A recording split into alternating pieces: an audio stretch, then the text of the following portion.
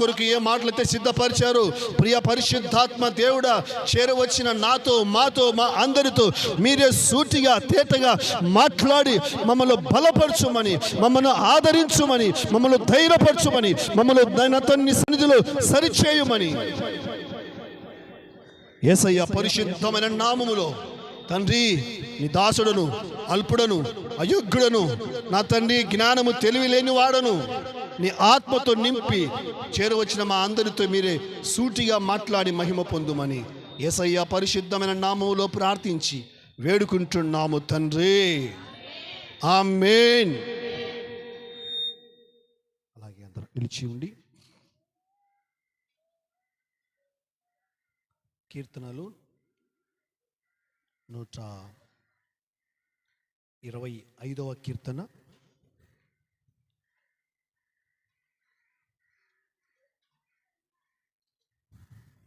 125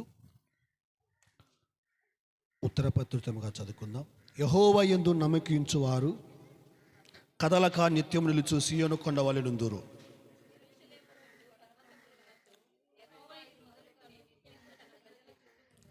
నీతిమంతులు పాపము చేయుటకు తమ చేతులు చాపకుండునట్లు భక్తిహీనుల రాజదండము నీతిమంతుల శ్వాసము మీద నుండదు.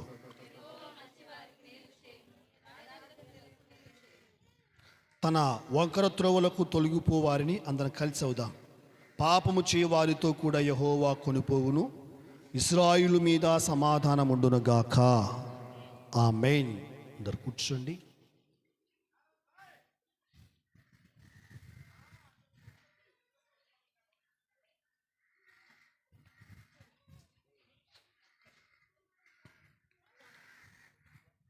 యేసుక్రీస్తు ప్రభుల వారి పరిశుద్ధమైన నామములో దేవుని పాదముల చెంతకు చేరవచ్చిన దేవుని బిడ్డలైన మీ అందరికీ నా హృదయపూర్వక శుభములు, వందనములు తెలియజేస్తున్నాను. అందరికీ దేవుని ఆశీర్వాదాలు సమృద్ధిగా కలుగునుగాక. ఆమేన్. ఈ సమయంలో దేవుని పరిశుద్ధ బైబిల్ గ్రంథములో నుండి సామెతల గ్రంథము 10వ అధ్యాయము 22వ వచనం చదువుకొని దేవుని మాటలు పంచుకుందాం. సామెతలు 10వ అధ్యాయము 22వ వచనం చదవండి. యెహోవా ఆశీర్వాదము ఐశ్వర్యమిచ్చును, నరుల కష్టము చేత ఆ ఆశీర్వాదము ఎక్కువ కాదు. చదువుబడినటువంటి లేఖన భాగమును గమనించినట్లయితే ప్రభు సన్నిధిలో రాసినటువంటి సొలొమోను గారు ఒక మంచి మాటను తెలియజేస్తూ ఉన్నాడు. యెహోవా ఆశీర్వాదము ఐశ్వర్యమును ఇచ్చును. దేవుని బిడ్డలారా, ఏ ఒక్కరు కూడా దరిద్రంలో, పేదరికములో, అప్పులతో ఉండాలి అని ఏ ఒక్కరు కూడా అనుకోరు. ప్రతి ఒక్కరు కూడా ఐశ్వర్యవంతులు కావాలి, ధనవంతులు కావాలి అని ప్రతి ఒక్కరికి ఆశ. అయితే కొందరు ఐశ్వర్యవంతులు అవుతున్నారు, కొందరు ఐశ్వర్యవంతులు కాలేకపోతున్నారు. కొందరు ధనవంతులు అవుతున్నారు, చాలామంది ధనవంతులు కాలేకపోతున్నారు. దేవుని సన్నిధిలో మనం గమనించినట్లయితే మనము ఐశ్వర్యవంతులము కావాలి అంటే, మనము ధనవంతులము కావాలి అంటే, మనము ఒక ఉన్నతమైన స్థాయిలో ఉండాలి అంటే బైబిల్ మనకు స్పష్టంగా తెలియజేస్తూ ఉంది. ఐశ్వర్యవంతులను చేసేది ఎవరంటే యేసుక్రీస్తు ప్రభుల వారు. హల్లెలూయా. ధనవంతులు చేసేది ఎవరంటే యేసుక్రీస్తు ప్రభుల వారు. ఎందుకంటే బైబిల్లో రాయబడి ఉంది కొరింథీ పత్రికలో, ఆయన ధనవంతుడై ఉండియు ఈ లోకానికి దరిద్రుడిగా వచ్చాడు. కొరింథీ పత్రికలో మనం చూసినట్లయితే గిన ఆ చక్కని మాట మనకు బైబిల్లో కనబడుతుంది. చూడండి, ప్రభు యొక్క సన్నిధిలో మనం గమనించినట్లయితే గిన ఆయన నీ కొరకు నా కొరకు ఈ లోకానికి, చూడండి కొరింథీయులకు రాసిన 2వ పత్రిక 8వ అధ్యాయము 9వ వచనము, మీరు మన ప్రభువైన యేసుక్రీస్తు కృపను ఎరుగుదురు కదా, ఆయన ధనవంతుడై ఉండియు మీరు తన దారిద్ర్యము వలన ధనవంతులు కావాలనని మీ నిమిత్తము దరిద్రుడు ఆయను.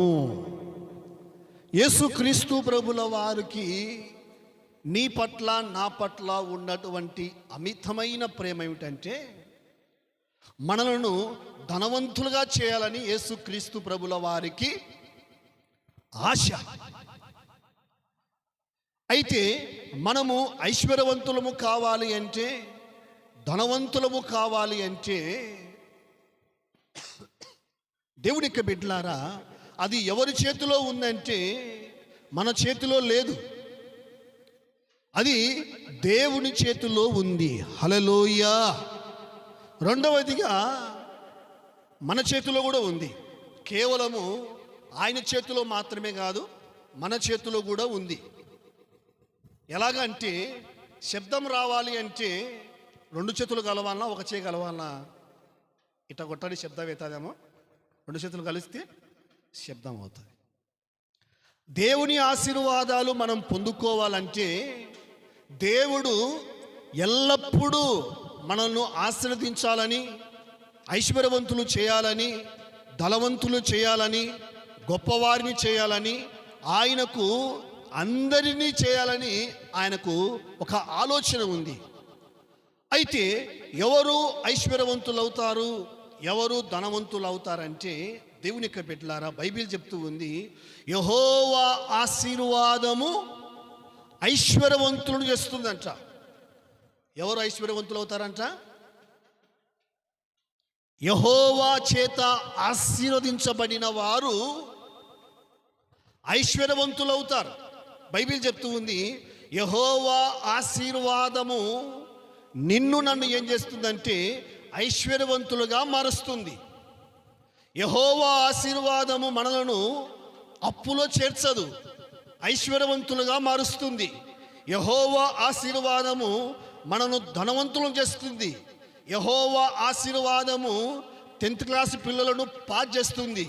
యెహోవా ఆశీర్వాదము ఇంటర్మీడియట్ పిల్లలను పాస్ చేస్తుంది. యెహోవా ఆశీర్వాదము మంచి పంట ఇస్తుంది. యెహోవా ఆశీర్వాదము మంచి వ్యాపారాన్ని ఇస్తుంది. యెహోవా ఆశీర్వాదము చక్కటి సంతానాన్ని ఇస్తుంది.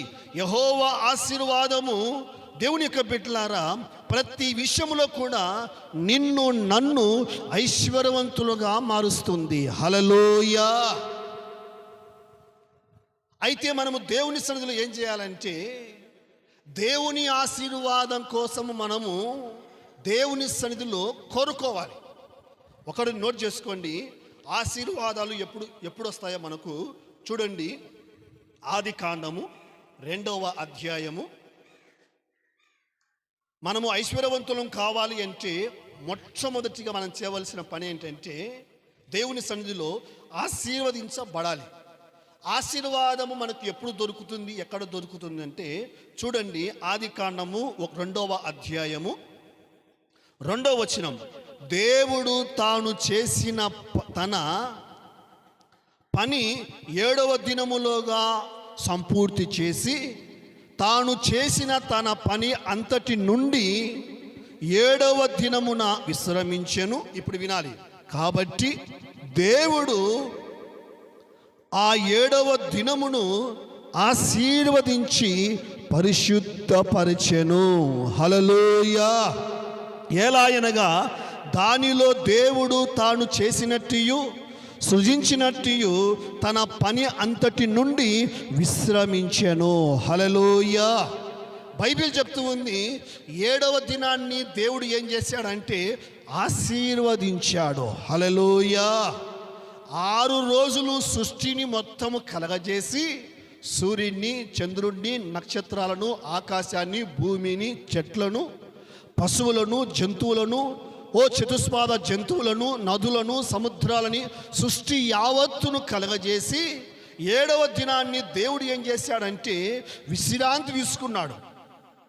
ఎందుకు విశ్రాంతి తీసుకున్నాడంటే ఆ దినమును దేవుడు ఆశీర్వదించడానికి. హల్లెలూయా. దేవుని ఆశీర్వాదాలు మనకి ఏ రోజు వస్తాయి? ఏ రోజు వస్తాయండి? 7వ రోజు మనకు ఆశీర్వాదాలు వస్తాయి.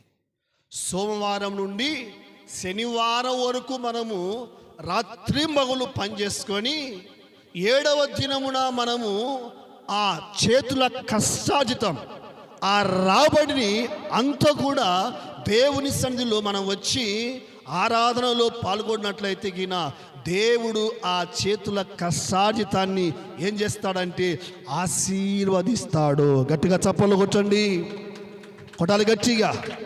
హల్లెలూయా. వారమంతా పనిచేసేటువంటి రాబడి, బట్టుబడి, ధనము, ధాన్యము దీవించబడాలి, ఆశీర్వదించబడాలి అంటే బైబిల్ చెప్తూ ఉంది, మనము ఆదివారమును, పరిశుద్ధ దినమును మనము పరిశుద్ధంగా ఆచరించినట్లయితే దేవుని ఆశీర్వాదాలు మనల్ని వెతుక్కుంటూ మన దగ్గరికి వస్తాయి. హల్లెలూయా.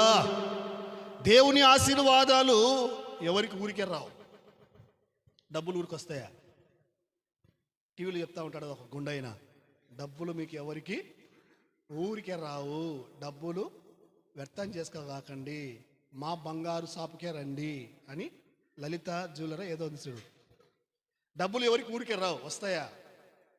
రావు. డబ్బులే ఊరికే రానప్పుడు ఆశీర్వాదాలు ఊరికి వస్తాయా? ఆదివారం రోజు రక్షణ పొంది, మారు మనసు పొంది, బాప్తిసం పొంది, ఆదివారం రోజు ప్రభు యొక్క బల్లలో పాల్పంపులు పొందకుండా, దేవుని సన్నిధిలో గడపకుండా, దేవునితో గడపకుండా, దేవునితో ఉండకుండా, లోకసులతో పాటు పొలములో లేకపోతే ఇంకా రకరకాలుగా చోట్ల కూర్చొని లోకంతో గడిచినట్లయితే దేవా నన్ను ఆశీర్వదించాయి అంటే పోయి రాపమ్మా అంటాడు యేసు ప్రభు. అవునా కదా? మనకు ఆశీర్వాదాలు రావాలి అంటే బైబిల్ చెప్తూ ఉంది, దేవుడు 6 దినాలు సృష్టిని కలగజేసి 7వ దినమున విశ్రమించాడు. 7వ దినమున విశ్రాంతిని కలగజేశాడు. విశ్రాంతి అంటే దాని ఏమంటారంటే ఇంగ్లీష్లో ఏమంటారు విశ్రాంతిని? రెస్ట్. బాడీ వారం అంతా పనిచేసి వారానికి ఒకసారైనా రెస్ట్ తీసుకోవాలి. అప్పుడు బాడీకి బీపీలు కానీ, షుగర్లు కానీ, హార్ట్ ప్రాబ్లం కానీ, ఏదైనా శరీరానికి సంబంధించినటువంటి సమస్యలు రావు. ఇది ఏమన్నా రాయి కాదు కదా. డే అండ్ నైట్ వారం అంతా పనిచేస్తూ ఉంటే మనం చేసే పని ఏంటంటే ఆదివారం కూడా వదిలిపెట్టకుండా పని చేసుకుంటాం. దండిగా వచ్చేది. మళ్ళీ ఒకరోజు ఆదివారం కూడా పనిచేసి సోమవారం నుంచి మళ్ళీ ఆదివారం కూడా పనిచేసే డబ్బులు దండిగా వచ్చాయి, బట్టుబడి దండిగా వచ్చేది. కానీ లాస్ట్కు మిగిలేది ఎంత అంటే అప్పులే మిగులుతాయి కానీ ఏం మిగలదు. ఎందుకు మిగలదు? ఎందుకు మిగలదు? ఆ సంచికి రంధ్రం పడింది. మన డబ్బాల్లో కూడా దాంట్లో వేస్తూ ఉన్నాం కానీ వెనక ఏమైపోయిందంటే దానికి రంధ్రం పడింది. రంధ్రం పడిన ఆ సంచిలో, ఆ జోబిలో ఎంత వేస్తే ఏ లాభం వస్తుంది? చినిగిపోయిన సంచిలో వేసినట్టుగానే ఉంటుంది. ఎలాగా? రంధ్రం పడి అప్పులకింత, వడ్డీకింత, హాస్పిటల్కింత, ఇంకా లెక్కలేనన్ని ఖర్చులు ఎన్నో, తెలియని ఖర్చులు ఎన్నో. దేవుని బిడ్డలారా, బైబిల్ చెప్తూ ఉంది, మన కష్టాజితము, అదే మూలపాఠములో ప్రభు అంటున్నాడు, యెహోవా ఆశీర్వాదము ఐశ్వర్యాన్ని కలగజేయును, నరుల కష్టము ఏమంటుంది బైబిల్? నరుల కష్టము అంతా, నరుల కష్టము చేత ఆ ఆశీర్వాదము ఎక్కువ కాదు. దేవుని యొక్క బిడ్డలారా, ఆస్తి కరిగిపోతుందేమో కానీ ఐశ్వర్యము కరిగిపోదు. హల్లెలూయా.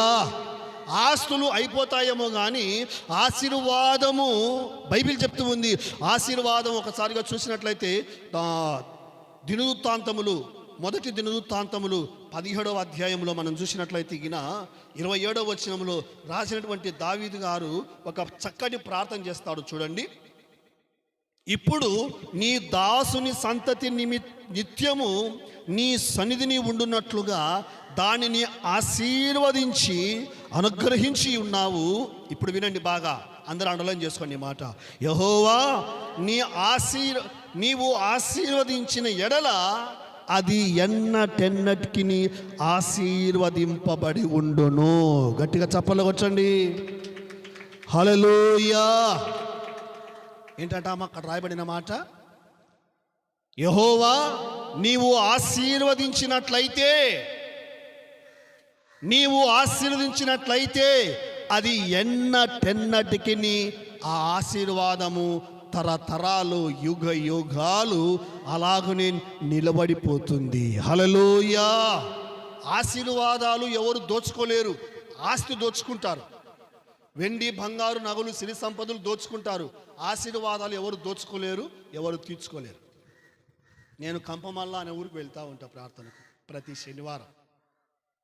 ఆ ఊరిలో వారానికి ఒక ఇంట్లో దొంగతనం జరుగుతుంది.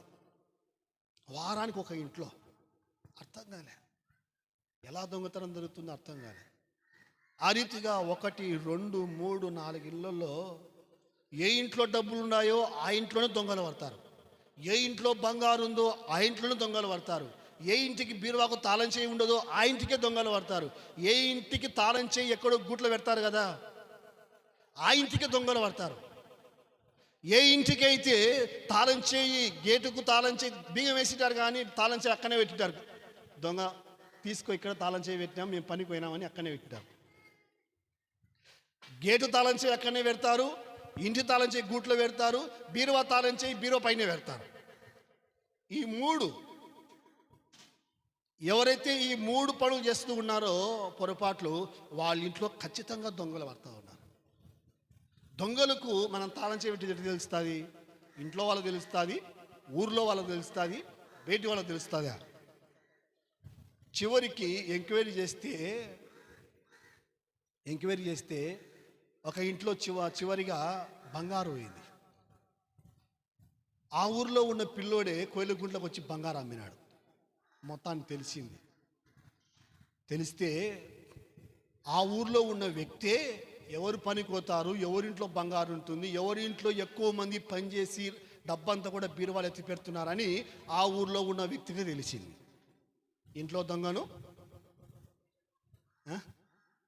కదా అంటూ ఉంటారు కదా పెద్దలు కొందరు. ఊర్లోనే వీళ్ళేం చేస్తారంటే యా ఊరు నుంచి వచ్చారు బా దొంగలు, యా ఊరు నుంచి వచ్చారు బా అని ఎంత ఎంక్వైరీ చేసినా యా ఊరు నుంచి వచ్చారు, యా ఊరు నుంచి రాలే. వేరే వాళ్ళు వచ్చి బీరువా తాళం చేయి పైనే ఉంటుందంటే ఎట్లా తెలుస్తుంది వాళ్ళకు? ఇంటి తాళం చేయి గూట్లోనే ఉంటుందని వాళ్ళు ఎట్లా తెలుస్తుంది వాళ్ళకు? గేటు తాళం చేయి గేటు పక్కనే పెట్టినట్టు ఎట్లా తెలుస్తుంది వాళ్ళకు? తెలియదు కదా.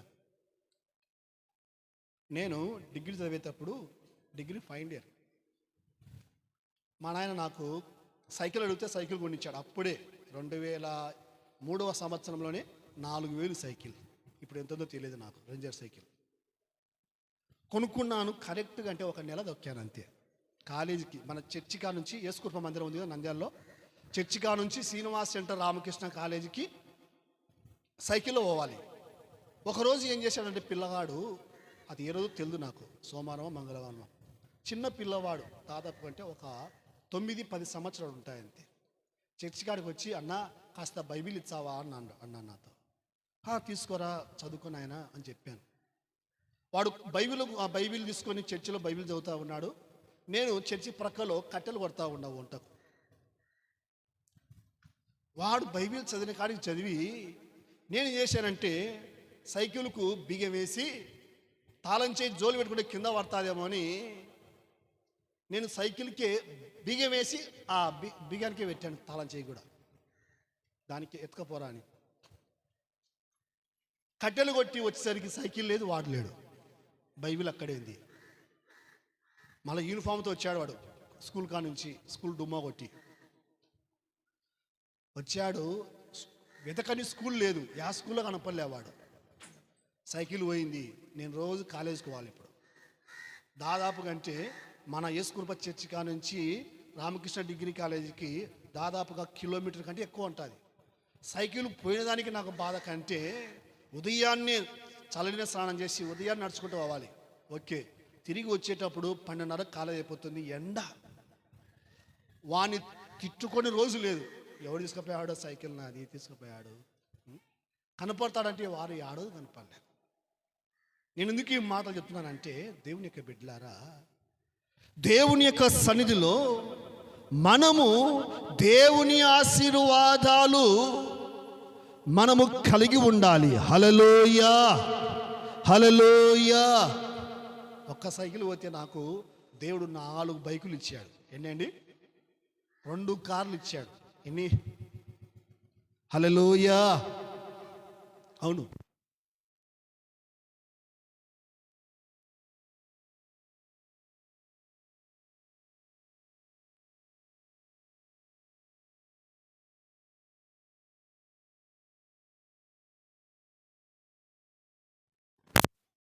బిడ్డలారా, దేవుని యొక్క పాద సన్నిధిలో నీవు నేను దేవుని పాదాల దగ్గర ఏం కోరుకోవాలంటే ఆశీర్వాదాలు కోరుకోవాలి. హల్లెలూయా.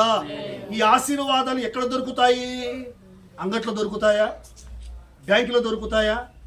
లేకపోతే ఒక అద్దాల మేడలో దొరుకుతాయా? ఒక భవనంలో దొరుకుతాయా? దేవుని ఆశీర్వాదాలు దేవుని పాదాల దగ్గర మాత్రమే దొరుకుతాయి. హల్లెలూయా. బైబిల్లో ఒక ఆయన దేవుని సన్నిధిలో దేవుని యొక్క బిడ్డలారా ప్రార్థన చేస్తూ ఉన్నప్పుడు దేవుడే దగ్గరికి వచ్చాడు. దగ్గరికి వచ్చి ఆ వ్యక్తితో దేవుడు మాట్లాడుతూ ఉన్నాడు. ఆయన దేవునితో మాట్లాడుతూ ఉన్నప్పుడు ఈ వ్యక్తి రాత్రంతా కూడా దేవునితో పెనుగులాడాడు. రాత్రంతా కూడా దేవుని సన్నిధిలో ప్రార్థన చేశాడు. అయితే తెల్లవారుతుంది కాబట్టి దేవుడు చెప్పాడు, అయ్యా తెల్లవారుతుంది, ఇక నువ్వు ప్రార్థన ముగించు అన్నాడు. ఎవరు? దేవుడు ఈ వ్యక్తితో ఇంక తెల్లవారుతుంది నాయనా, ఇంకా ప్రార్థన ఆఫ్ చేయంటే ఈయన ప్రార్థన ఆఫ్ చేయలేదు. మనం ప్రార్థన చేస్తున్నాం అనుకోండి, దేవుడు మన దగ్గర నుండి పక్కకు పోడాయన మనతోనే ఉంటాడు. గంట చేసినా, 2 గంటలు చేసినా, 3 గంటలు చేసినా, 4 గంటలు చేసినా, తెల్లవారులు మనం ప్రార్థనలో ఉన్నప్పుడు మన దగ్గరే ఆయన ఉంటాడు. మనం ప్రార్థనలో నుంచి లేచేంత వరకు ఆయన మన దగ్గర నుండి ఆయన పక్కకు పోడు. హల్లెలూయా. ఈయన రాత్రంతా కూడా దేవుని సన్నిధిలో ప్రార్థన చేస్తూ ఉన్నప్పుడు ఆదికాండం 32వ అధ్యాయంలో మనం చూసినట్లయితే, తెల్లవారుతుంది అయ్యా బాబు, నేను వెళ్ళాలి, నన్ను పంపించు అంటే ఈ యాకోబు అనేటువంటి ఈ వ్యక్తి దేవునితో ఒక మాట అంటాడు, నీవు నన్ను ఆశీర్వదించితేనే గాని నేను నిన్ను పంపించను. హల్లెలూయా. ఎంతసేపు చేశాడు ప్రార్థన? ఎంతసేపు అండి? తెల్లవారులు చేశాడు ఆయన. హల్లెలూయా. మనం ఎప్పుడైనా చేసామా తెల్లవారులు ప్రార్థన? అనుభవం ఉందా ఎప్పుడైనా? తెల్లవారులు దేవునితో గడిపేటువంటి అనుభవము, తెల్లవారులు దేవుని పాద సన్నిధిలో దేవునితో మాట్లాడుకునే అనుభవము, దేవునితో గడిపేటువంటి అనుభవము, దేవుని సన్నిధిలో ప్రార్థించేటువంటి ఆ మనసు తెల్లవారులు. ఈ యాకోబు అనేటువంటి వ్యక్తి దేవునితో అంటున్నాడు, నీవు నన్ను ఆశీర్వదించితే గాని నేను నిన్ను పంపించను. మనం ఏమనుకుంటామంటే, ఎప్పుడు ప్రార్థన అయిపోతుందా, ఎప్పుడు వదామా, ఎప్పుడు ప్రార్థన అయిపోతుందా, ఎప్పుడు వదామా అని కొందరికి. రావడం లేటుగానే వస్తారు, పోవడం లేటుగా ఓరు వాళ్ళు. పోవడేటప్పుడు మాత్రం అదే పని చెప్పండి, ఏది పోవాకున్నారా ఏమంటారు, అందరికంటే ముందు అవ్వాలా. ఎందుకంటే ఒక ఏమంటారు దాన్ని, ఒక ధోనే ఏమంటుంది దాన్ని, ఒకరికంటే నేను 4 ఎక్కువనే చేసుకోవాలని అందరికంటే ముందే పోతారు, అందరికంటే లేటుగానే వస్తారు. లేనమ్మా పొద్దు పోతుందంటే ఉండు ఎక్కటి ఇంకా కొంచెం కొదవందిలే, ఈ దారం అయిపోని కదా. మంచిదే, చేసుకోవాలి, పని చేసుకోవాలి. కానీ ఆ పని ఆ చేతుల కష్టాజితము మిగలాలి అంటే, ఆ చేతుల కష్టాజితము చినిగిపోయిన సంచిలో వేయకుండా ఉండాలి అంటే దేవుని యొక్క బిడ్డలారా, ఒకటి మనం చేయవలసిన పని ఏంటంటే దేవుని సన్నిధిలో ఆదివారము దేవునితో గడపాలి. హల్లెలూయా. రెండవది, దేవుని సన్నిధిలో మనము కోరుకోవాలి. రాసిన దావీదు ప్రభుతో అంటాడు కదా, దేవా నీవు నన్ను ఆశీర్వదించు, నా కుటుంబాన్ని ఆశీర్వదించు, నా పిల్లలను ఆశీర్వదించు. దేవునికి బిడ్డలారా, ఆ యాకోబు కూడా అదే అంటున్నాడు, దేవా నీవు నన్ను ఆశీర్వదించితేనే కానీ నేను నిన్ను విడిచిపెట్టాను. దేవునికి బిడ్డలారా, భూమి మీద ఐశ్వర్యవంతులు, ధనవంతులు, గొప్పలు ఎవరంటే యెహోవా చేత ఆశీర్వదించబడిన వారే. హల్లెలూయా. వాళ్ళు ఆస్తిలో ఐశ్వర్యవంతులే, ఆత్మీయతలో కూడా ఐశ్వర్యవంతులే. హల్లెలూయా. కొందరు ఆస్తిలో మాత్రమే ఐశ్వర్యవంతులై ఉంటారు, ఆత్మీయతలో ఐశ్వర్యవంతులు ఉండరు. ఆత్మీయతలో దరిద్రంగా ఉంటారు, ఆత్మీయతలో అష్టదరిద్రంగా ఉంటారు, ఆత్మీయతలో అప్పుల పాలై ఉంటారు. ఎలాగా? పోయిన ఆదివారం మందిరానికి రాకపోతే దేవునికి అప్పు ఉండవు, అంతే కదా. ఈరోజు బైబిల్ చదవకుండా ప్రార్థన చేయకుండా ఉన్నట్లయితే నువ్వు దేవునికి అప్పు ఉండవు. ప్రార్థన చేయని వాళ్ళు, బైబిల్ చదవని వాళ్ళు, ప్రార్థనకు రాని వాళ్ళు, మందిరానికి రాని వాళ్ళందరూ కూడా అప్పులో ఉన్నారని, ఆత్మీయంగా దరిద్రములో ఉన్నారని అర్థం. అదే ప్రతిరోజు ప్రార్థన చేసుకుంటూ, బైబిల్ చదువుకుంటూ, ప్రతి ఆదివారము దేవుని సన్నిధికి వచ్చి ప్రభు యొక్క రక్తమాంసంలో పాలు పంపులు పొందేవారు అందరూ కూడా ఆత్మీయంగా ఐశ్వర్యవంతులే, బాహ్య సంబంధంగా ఐశ్వర్యవంతులే. హల్లెలూయా. విశ్వాసంలో జీవించేవారు ఆత్మీయంగా ఐశ్వర్యవంతులు, నీతిగా జీవించే వాళ్ళు ఆత్మీయంగా ఐశ్వర్యవంతులు, యథార్థంగా బ్రతికే వాళ్ళు ఆత్మీయంగా ఐశ్వర్యవంతులు, పరిశుద్ధంగా బ్రతికే వాళ్ళు ఆత్మీయంగా ఐశ్వర్యవంతులు. సో ప్రతి విషయంలో కూడా దేవుని యొక్క బిడ్డలారా, యోహాను రాసిన 3వ పత్రికలో రాయబడి ఉంది, ప్రియుడా నీ ఆత్మ వర్ధిల్లుచున్న ప్రకారము నువ్వు అన్ని విషయంలో వర్ధిల్లుతావు. ఒకటి, మనం భక్తిలో, ప్రార్థనలో, విశ్వాసములో, ఆత్మీయతలో మనము వర్ధిల్లుతూ ఉండాలి. ఆటోమేటిక్గా మనము బాహ్య సంబంధంగా కూడా, కుటుంబ సంబంధంగా కూడా దేవుని పాద సన్నిధిలో దీవించబడతాం. హల్లెలూయా. ఖచ్చితంగా దీవించబడతాం. ఎంతగా దీవించబడతామంటే, చివరిగా నేను ఒక మాట చెప్పి ముగిస్తాను. దేవుని యొక్క వాక్యం ఎవరి ఇంట్లో అయితే ఉంటుందో, బైబిల్లో రాబడి ఉంది, ఓబేదెదోము ఇంటిలో దేవుని యొక్క మందసము ఉంది గనక దేవుడు అతనిని, అతని ఇంటి వారిని అందరినీ కూడా ఆశీర్వదించెను. హల్లెలూయా. చూడండి ఆ మాట సమూయేలు 2వ గ్రంథములో మనం చూసినట్లయితే గిన ఆ మాట చదువుకొని మనము ఆరాధనలోకి వెళ్దాం.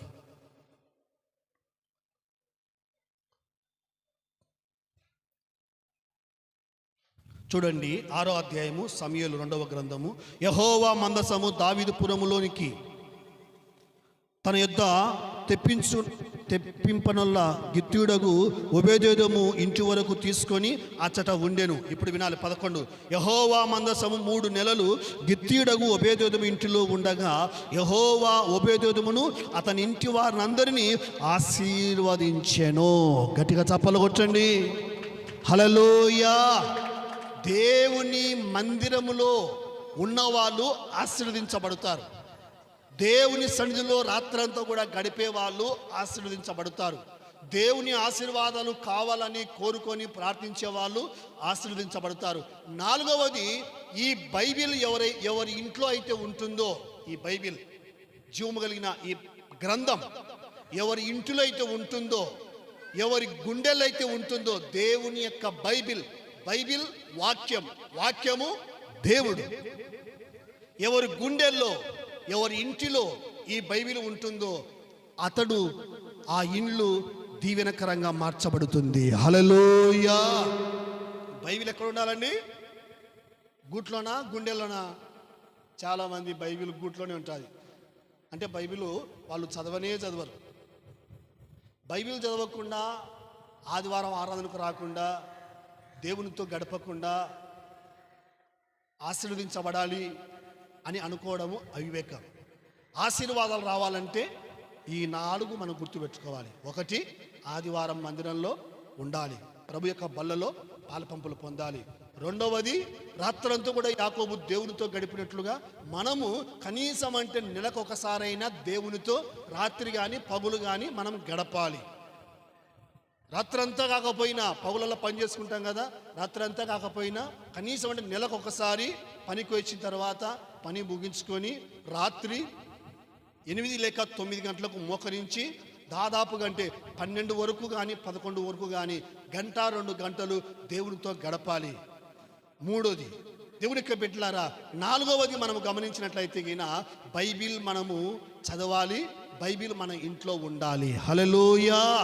బైబిల్ మనం ఎప్పుడైతే కోరుకుంటామో దేవుడు మన జీవితాలను గొప్పగా దీవిస్తాడో. హల్లెలూయా. ఎలాగంటే ఒక మందిరానికి దైవ సేవకుడు వచ్చాడంట, అమెరికా దేశం నుండి వచ్చారంట. వచ్చిన తర్వాత 3 రోజులు మీటింగ్ అంట. 2 రోజు చెప్పాడంట, రేపు కూడా రండి, వచ్చిన ప్రతి ఒక్కరికి 10,000 ఇస్తా అని చెప్పాడంట. ఒక్కొక్కరికి 10,000 అమ్మఒడి వేసినట్టు. ఒక్కొక్కరికి ఇంట్లో ఎంతమంది ఉంటే పిల్లలకు అంతమంది అమ్మఒడి అయినట్టు. వాళ్ళు సంవత్సరం ఒకసారి కదా. వీళ్ళు ఏం చేశారంటే ఇంతమంది ఉంటే వాళ్ళ పిల్లలకే, వీళ్ళు అట్లా లేదు, పిల్లలకు, పెద్దలకు, వృద్ధులకు, ఎవరికైనా కానీ మందిరానికి వచ్చిన ప్రతి ఒక్కరికి 10,000 ఇస్తా అని చెప్పాడంట. ఇంటికాడ ఎవరైనా అంటారా? అమ్మా కట్టె పట్టుకొని కూడా ముసలేమ నడుచుకుంటూ వచ్చిందంట. యాడికమ్మా ఎప్పుడు మందిరానికి పోవంటే, ఇదిగో వాళ్ళు 10,000 ఇచ్చారంట అని కట్టె పట్టుకొని కూడా మందిరానికి వచ్చిందంట. అందరూ వచ్చారు, ప్రార్థన అయిపోయింది. సరే రండి, వరుసగా వచ్చి ఇక్కడ 10,000 ఇక్కడ 10,000 కట్ట ఉన్నాయి, ఒక్కొక్కరికి 10,000 కట్ట తీసుకోండి. ఇక్కడ 10 బైబిళ్ళు ఉన్నాయి, బైబిల్ కావాల్సిన వాళ్ళు బైబిల్ తీసుకోండి, 10,000 కట్ట కావాల్సిన వాళ్ళు 10,000 కట్ట తీసుకోండి అని చెప్పాడంట దైవ సేవకుడు. అర్థమవుతుంది చెప్పే మాటలు? బైబిల్ ఒక సైడ్ పెట్టి, బైబిల్ కావాల్సిన వాళ్ళు బైబిల్ తీసుకోండి, బైబిల్ తీసుకున్న వాళ్ళు డబ్బులు తీసుకోకూడదు, డబ్బులు తీసుకున్న వాళ్ళు బైబిల్ తీసుకోకూడదు. ఏం తీసుకుంటారు? బైబిల్ తీసుకుంటామా, డబ్బులు తీసుకుంటామా? బైబిల్ తీసుకుంటామా? దేవునికి స్తోత్రం. హల్లెలూయా, హల్లెలూయా. అయితే వీళ్ళు ఒకరు కూడా బైబిల్ తీసుకోలేదంట. బైబిల్ ఎంత? 100 రూపాయలు, 300 రూపాయలు. ఇట్టడి బైబిల్ మనం ఎన్నైనా కొనుక్కోవచ్చులే అని 10,000 కట్ట తీసుకున్నారంట. అందరూ, పిల్లలు, పెద్దలు అందరూ. దారిలో వచ్చేటప్పుడు సంపత్ ఒక మాట అంటున్నాడు, అందరికీ అమ్మఒడి పడింది, తల్లి వందనము. అందరూ తల్లి పిల్లలు అందరూ సెల్ పాయింట్లు అక్కడ ఉన్నారంట. వాళ్ళు బుక్కులు కొనుక్కొని, బ్యాగులు కొనుక్కొని, బట్టలు కొనుక్కోమని వాళ్ళు తల్లి వందనం వచ్చే, వీళ్ళందరూ కూడా సెల్లు కొనుక్కొని వచ్చినారు. సెల్లు కొనుక్కోనికి వాళ్ళు చదువుకోనికి డబ్బులు ఇచ్చే. ఎవరు డబ్బులు లేని వాళ్ళు ఇప్పుడు గవర్నమెంట్ తిక్కబట్టి డబ్బులు లేని వాళ్ళు ఉన్నారు. ఇప్పుడు అందరూ పని చేసుకుంటున్నారు, చదువుకోవడానికి డబ్బులు ఇచ్చే సెల్లు కొనుక్కుంటున్నారు. వీళ్ళు 10,000 కట్ట తీసుకొని అందరూ కూర్చున్నారంట.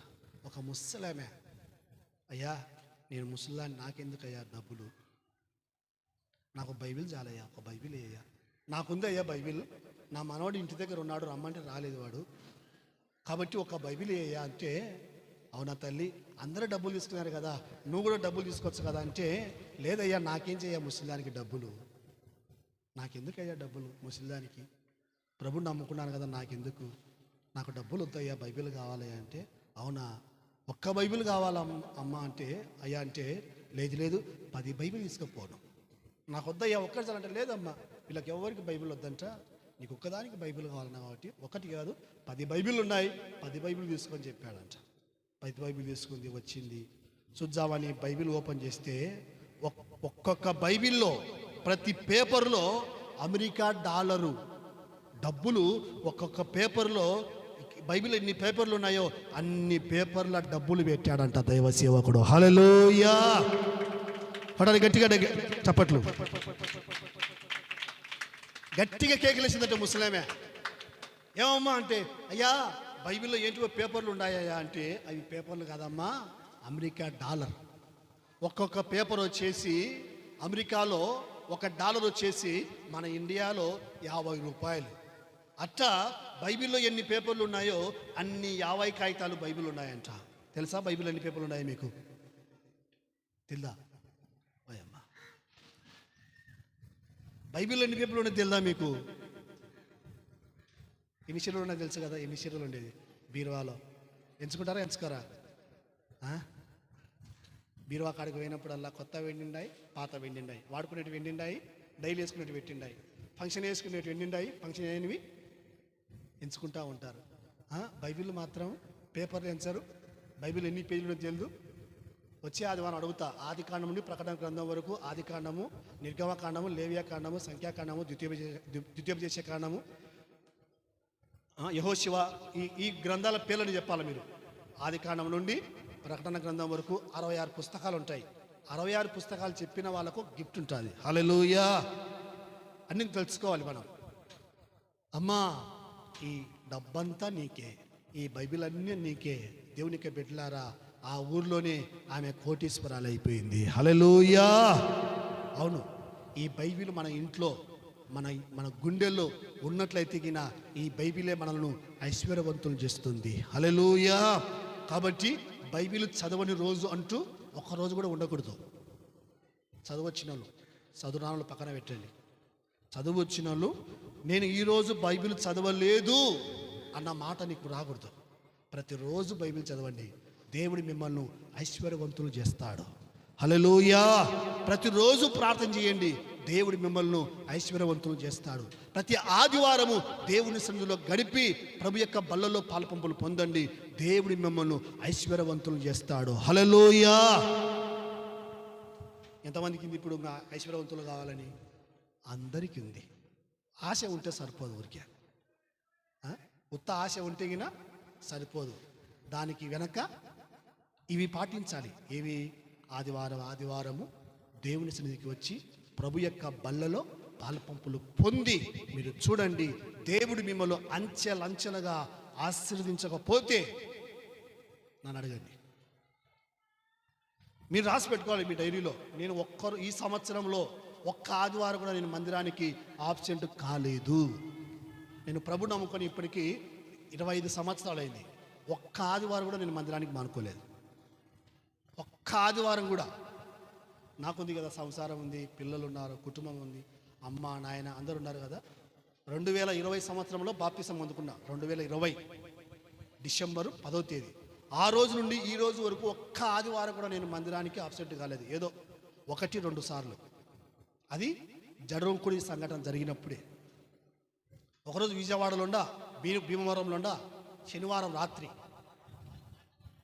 ఏదేమైనా కోయిలకుంటకు రాలేదు, కానీ భీమవరం నుంచి అక్కడే హైదరాబాద్కి వెళ్ళి, అది హైదరాబాదులో ఆదివారం ఆరాధనలో ప్రభు యొక్క బల్లలో పాల్పంపులు పొంది ఆశీర్వదింపబడ్డాను. హల్లెలూయా. దేవుని యొక్క బిడ్డలారా, నేను ఎందుకు మాట చెప్తున్నానంటే, దేవుని పిల్లలు రాత్రి అవగానే ఎలాగైతే మన ఇంటికి చేరుతామో, మనము కూడా దేవుని యొక్క గూడుకు అనగా ప్రభు యొక్క బల దగ్గరికి వచ్చి మనము దీవించబడాలి. హల్లెలూయా. రాత్రి మగళ్ళు మేము కష్టపడితే ఐశ్వర్యవంతులం అవుతాము, ధనవంతులం అవుతామంటే గిన అది ఒట్టిది. సాయిబు సంపాదన అంతా తెలుసా మీకు? సాయిబు సంపాదన అంతా అట్టే అవుతుంది మన సంసారం కూడా. నువ్వు రాత్రి మొగుడు కష్టపడతావు, కానీ పోగొట్టే వాళ్ళు పోగొడతానే ఉంటారు. కాబట్టి దేవుని సన్నిధిలో ఇవి బస్తాలు మోసే పని ఏం కాదు. ఆశీర్వాదాలు పొందాలంటే గడ్డి మోసే పని అంతకంటే ఏం కాదు. ఆశీర్వాదాలు పొందాలంటే దేవునితో గడపడమే ఒక ట్రిక్. బైబిల్ చదవడమే దేవుని ఆశీర్వాదాలు మనం పొందుకుంటాం. ఇంట్లో పొందుకుంటాం, బయట పొందుకుంటాం, ఆఫీసులో పొందుకుంటాం, పొలంలో పొందుకుంటాం, చదువులో పొందుకుంటాం. ప్రతి విషయంలో కూడా నువ్వు కూర్చున్నా, లేచినా, నడిచినా, మాట్లాడినా, ఏం చేసినా, నువ్వు ఏ పొలానికైతే వెళ్తావో ఆ పొలంలో అడుగు పెట్టినా ఆ పొలము ఆశీర్వదించబడుతుంది. హల్లెలూయా.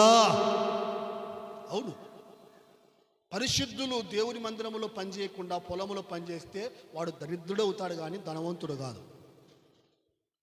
వాళ్ళు దరిద్రులే.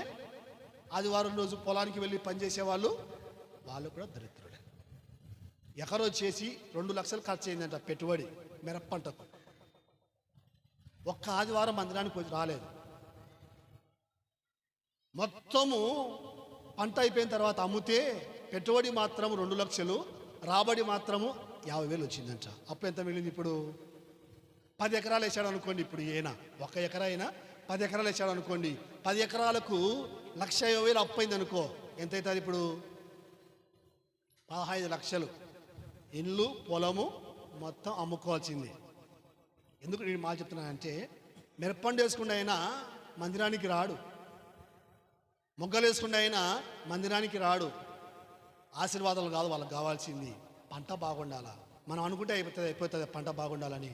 దేవుడు పంట ఇవ్వాలి, పంట బాగానే వస్తుంది, రేటు ఉండాలి కదా, రేటు బాగానే ఉంటుంది, పంట బాగుండాలి కదా. యాదొక చోట దెబ్బ కొడుతుంది. నేను ఎందుకు ఈ మాట చెప్తున్నానంటే, దేవుని సన్నిధిలో దేవుని యొక్క బిడ్డలారా, మనము ప్రతి సమయంలో దేవుని ఆశీర్వాదాలు మనకు కావాలి, మనం కోరుకోవాలి.